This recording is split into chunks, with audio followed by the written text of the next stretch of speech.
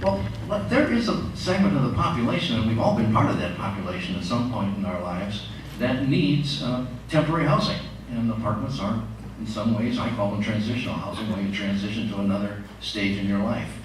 We think we've got about the right number that you see going in right now. As far as increasing traffic, well, if you build 500 homes, you'd increase the traffic the same. It's a great sales generator. Those people need beds. We got a new bed marked. We're gonna make some sales tax money on that. They're gonna need new furniture. We have a new furniture store going in. Not everybody today, the youth of today, sees a home as the best investment. It was for us, it may still be for some, but it isn't for them. It's difficult to qualify. Some of these people are transitional in nature, that they'll work here 3 or 4 years, come from out of the country, work here 3 or 4 years at one of our facilities, Ventana, and then move on to something else. The general plan provides that we have housing for everybody. This is housing for everybody. Thank you. Blue Waters. That would have been my opening line, is that the general plan calls for this. And I don't know if you've been in any of these apartments that are being built. We opened up the HSL development down off Oracle Road just the other day, and they extraordinary places to live, and they're already ahead of projections on people who are signing up for them. We're hoping that it will provide the transition for these high-end employment jobs that we're planning on establishing here in Oro Valley. And I would have to question the premise upon which you say it negatively affects homeowner values in the area. I don't have any evidence of that. There are people, as Joe says, I have 28-year-old twin sons. They wouldn't think of buying a home at this stage in their life. They're apartment dwellers, they're establishing their careers, they're establishing their lives, and they're part of our community, big part, and they're going to bring in, as Joe says, all of that extra revenue that we need, because I think we can all agree nobody up here is talking about a property tax. That's just political wordplay. Count Straney. Yeah, my slant might be just a little bit different. I think apartments are part of the overall requirement in Oro Valley. And what I mean by that is there's a wide spectrum. Apartments done properly, and I mean by that they're built with the appropriate densities and the amount of land they're sitting on, et cetera, in as much influence as you can in working with the developers. But they're one end of the spectrum. $2 and $3 million houses are on the other end. These items are very much tied to economic development in our community as well. As some people have said, the temporary employment times of some of the young professionals and technical people that are better paying jobs in Rancho Vista, also along Innovation Parkway. Some of the longer term folks are looking for homes that are of a higher level, maybe not $3 million, maybe something in between. So there's an economic development part that goes in here as well. So inherently, if they're well done and they're part of the business plan and land use, it's an ingredient that all comes together, in my mind, appropriately. Satish Hireman.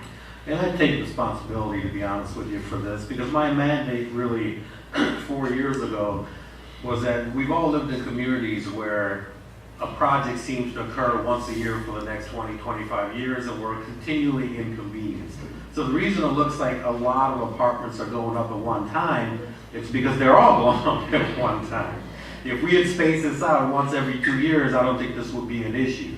But apartments, by and large, I think it's a mindset. There are certain trigger words that we hear that elicit a certain type of mental picture and a mental thought. And to be honest with you, apartments is one of those. And I venture to say, if you were not a product of an apartment, either your parents or your kids or your brothers and sisters or somebody else was. I know I was. So apartments shouldn't have a negative connotation to it. You know, this was just a small piece of a larger pie. Banks are just not lending nowadays. It's very difficult to get a mortgage without putting, at least back now, 20% down again. So it's those kind of things that led us to say, you know, we need to create housing opportunities that's more affordable. There's a lot of my friends through my dental practice that actually had just walked away from their house. Didn't short sale it, they just literally walked away. And those individuals, good, hardworking individuals who are just barely making it because they couldn't pay that high mortgage when they bought that house, are now in one of these apartments. So again, I think it's a matter of really setting the expectation with our public safety, setting the expectation with our community to say, you know, apartments are not a bad thing. They serve a certain niche. And really every city I can think of, it's Beverly Hills, Tenderloin, Jackson Hole, I venture to say more often than not, even those finer communities have apartment complexes. Mary Snyder. Thank you. As Mr. Waters said, our general plan does call for a diversity of housing and specifically calls out apartments. I too have 2 sons. My husband and I have sons that are 35 and 26. They're both young professionals. They make, thank goodness, a good salary. And neither one of them is looking to buy a home. They don't want to be tied down to trying to sell a home after watching what the current housing market just came through. They watched people lose their homes. They watched people have to short sale their homes. And as was also stated, this is not their dream to own a home. My sons like to pick up and call the manager when something's wrong. They work long hours at their jobs because their companies have been slimmed down. They're working longer hours, working harder. They don't have time to go home and fix the fence, fix the dishwasher, fix all of that. But also, they are of this generation where their jobs are going to change probably every 3 to 5 years, and they'll probably have 5 different careers in their lifetime. It's a very different world out there. So this is a way to accommodate it. When I attended the early construction and just recently the opening, these are incredibly high-end apartments. Frankly, they look good to me. All granite countertops, the latest in all the appliances. It's a great place to live. As far as traffic, Oracle Road is being widened. Traffic will definitely be addressed. And if you've noticed, the apartments have not been scattered throughout the town. They're along Oracle Road, which can handle the traffic, and that's where they belong. Don Bristow. Well, as everyone has mentioned, our general plan does call as one of the guiding principles that we have some apartments. And yes, they are part of our blend of how people can live and recreate in Oro Valley. So the other key point is a lot of these areas where they're built were zoned such that they were allowed to build apartments. And that's their right as the property owner, if we like it or not. You have to grant them their right to build apartments. So the developers decide if they want to come to this town and build apartments. They decide if the market will bear and what they can get for them. We'll just have to wait and see in the long run. Now, I heard a lot of concerns about apartments when I was out getting petitions. Some of them, not only the number, but the appearance. The town does have some control over what the appearance ends up and how dense they are.